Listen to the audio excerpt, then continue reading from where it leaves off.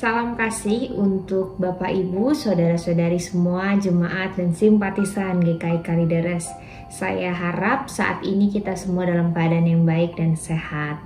Mari sebelum kita memasuki perenungan firman Tuhan hari ini, kita bersama-sama berdoa meminta pertolongan Roh Kudus agar kita dimampukan untuk mendengarkan dengan baik, juga melakukannya dalam kehidupan kita. Mari kita berdoa.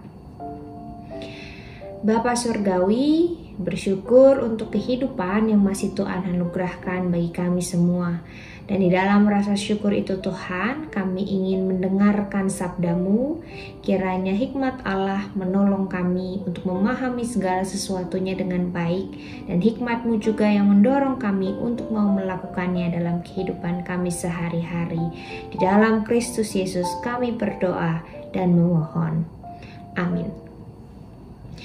Bapak, Ibu, dan Saudaraku yang terkasih, kehidupan kita sangat dekat dengan penderitaan.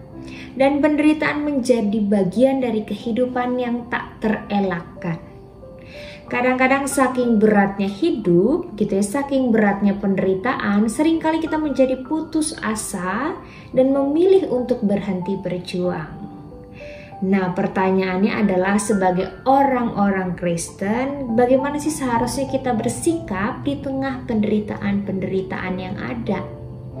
Kalau penderitaan itu skalanya biasa, mungkin tidak akan begitu menjadi masalah bagi kita. Tapi bagaimana kalau rupanya penderitaan-penderitaan tersebut benar-benar menekan hidup sampai rasanya sulit untuk melanjutkan perjuangan kehidupan ini? Nah, hari ini kita mau belajar dari sosok Paulus, seorang hamba Tuhan yang hidupnya kental akan penderitaan semenjak ia memilih untuk mengarahkan kehidupannya pada Kristus. Berulang kali Paulus dijumpai oleh masalah-masalah yang begitu berat.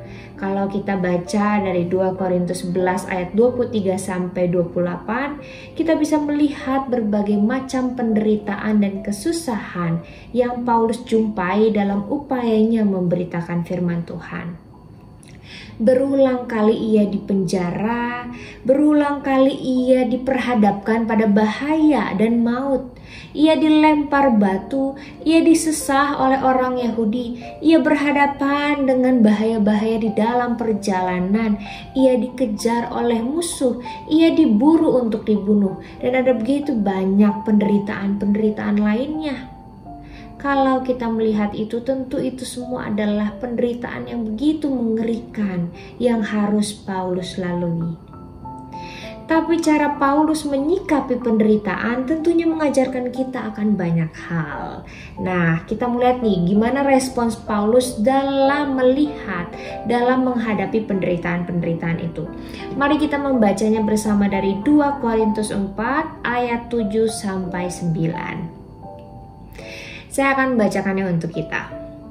Tetapi harta ini kami punyai dalam bejana tanah liat, supaya nyata bahwa kekuatan yang melimpah-limpah itu berasal dari Allah, bukan dari diri kami. Dalam segala hal kami ditindas, namun tidak terjepit. Kami habis akal namun tidak putus asa. Kami dianiaya namun tidak ditinggalkan sendirian. Kami dihempaskan namun tidak binasa. Paulus tidak gentar menghadapi penderitaan-penderitaan yang menderanya. Paulus ditindas tapi tidak terjepit. Paulus kehabisan akal tapi tidak putus asa. Paulus dianiaya tapi ia tetap mampu merasakan bahwa Allah menyertainya. Paulus dihempaskan tapi ia tidak binasa. Betapa kuatnya Paulus dalam menghadapi penderitaan-penderitaan itu kalau kita baca ayat itu. Tapi rupanya bukan Paulus yang hebat, bukan Paulus yang kuat. Dalam ayat 7 dikatakan bahwa kekuatan yang melimpah-limpah itu berasal dari Allah, bukan dari diri kami. Dengan rendah hati Paulus mengatakan bahwa bukan dirinya lah yang kuat dalam menghadapi semua ini, tapi Allah lah yang mengaruniakannya kepada Paulus. Kekuatan yang melimpah-limpah yang menguatkan ia untuk tetap bertahan dan tidak menjadi putus asa di tengah segala penderitaan yang ada. Nah, Bapak, Ibu, dan saudaraku yang terkasih, sama seperti Paulus, kita pun saat ini menjumpai banyak penderitaan di dalam hidup. Walaupun skalanya mungkin tidak sehebat yang dialami oleh Paulus saat itu, tapi tetap saja ada hal-hal yang membuat kita menderita. Misalnya, kita menderita karena ditinggalkan oleh orang yang kita cintai untuk selama-lamanya. Kita menderita karena mengalami sakit yang tak kunjung sembuh. Kita menderita karena situasi ekonomi yang tak kunjung membaik. Kita menderita karena memiliki anak yang kurang perhatian dengan kita, yang cuek banget gitu ya, nggak peduli dengan kita. Kita menderita karena memiliki pasangan yang kurang suportif. Kita menderita karena dikhianati oleh orang yang kita percaya. Kita menderita karena penolakan-penolakan oleh orang di sekitar kita. Dan ada begitu banyak penderitaan-penderitaan yang ada di dalam hidup kita. Pertanyaannya adalah, bagaimana caranya kita merespons penderitaan-penderitaan itu sehingga kita tidak menjadi putus asa karenanya? Nah, mari kita simak bersama. Yang pertama, ingatlah kita tidak menderita sendiri. Penderitaan dialami oleh semua orang dengan cara yang berbeda-beda. Untuk itu rasanya gak ada alasan untuk kita menjadi putus asa dalam menghadapi penderitaan kita, sebab kita tidak berjuang sendiri. Ingat ya, kita tidak berjuang sendiri. Kita berjuang bersama dengan mereka yang sedang menderita juga. Untuk itu harusnya ini menjadi pengingat yang baik untuk kita, supaya kita termotivasi untuk tetap berjuang dan bertahan di tengah penderitaan yang sedang kita alami. Itu yang pertama. Yang kedua, bertahanlah sebab Allah terus menyertai dan memberikan kekuatan bagi kita. Paulus melakukan hal ini. Kalau kita perhatikan di ayat 7 tadi, Paulus mengakui bahwa kekuatan yang dimilikinya itu bukan berasal dari dirinya, tapi datangnya dari Allah. Dengan menyadari ini, kita bersama diajak untuk bertahan di tengah penderitaan. Kenapa? Sebab kita tahu kita tidak berjalan sendiri. Ada Allah sang sumber kekuatan yang menguatkan langkah-langkah perjuangan kita. Dan yang terakhir, karena kekuatan itu datangnya dari Allah, maka berilah diri untuk dipimpin oleh Allah sang sumber kekuatan. Hidup dipimpin oleh Allah sang sumber kekuatan artinya kita membiasakan diri kita untuk dipenuhi oleh firman-Nya setiap hari. Dan kita menjalin relasi yang dekat dengan Tuhan. Firman itu kita renungkan, kita refleksikan, dan juga kita lakukan dalam kehidupan kita.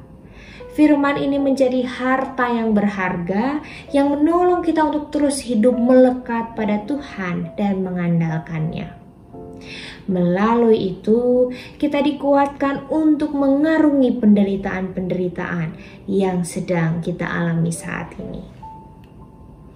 Jika kita benar-benar mampu melakukan ketiga hal ini, meskipun penderitaan hidup itu menekan kita dengan amat sangat hebat, kita akan tetap mampu bertahan dan berjuang.